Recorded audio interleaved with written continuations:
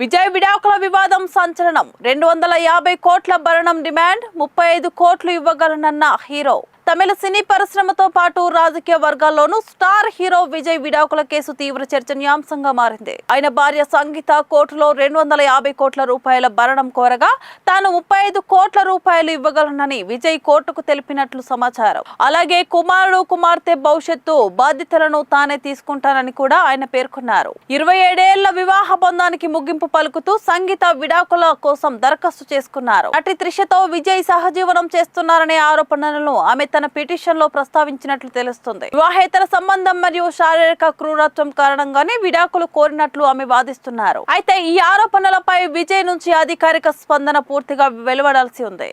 ఇదే సమయంలో తమిళగ వెట్రి కళగం పార్టీ నాయకుడిగా విజయ్ రాజకీయ రంగంలో కూడా చురుకుగా వ్యవహరిస్తున్నారు. తమిళనాడులో జరగనున్న ఎన్నికల్లో యువతకు పెద్ద ఎత్తున టికెట్లు కేటాయిస్తూ పార్టీని బలపరిచే ప్రయత్నం చేస్తున్నారు. అయితే ఈ పార్టీ కారణంగా ఓట్లు చీలిపోయి ప్రస్తుత ముఖ్యమంత్రి స్టాలిన్ కు మళ్లీ గెలుపు అవకాశాలు పెరుగుతాయనే రాజకీయ విశ్లేషణలు వినిపిస్తున్నాయి. తమ కేసు తుది నిర్ణయం వచ్చే వరకు విజయ్ నివాసంలోనే ఉండేందుకు అనుమతి ఇవ్వాలని సంగీత మరో పిటిషన్ దాఖలు చేశారు. గత 2 ఏళ్లుగా ఇద్దరు వేర్వేరుగా నివసిస్తున్నారని, పిల్లలు ప్రస్తుతం సంగీత వద్దనే ఉన్నారని సమాచారం.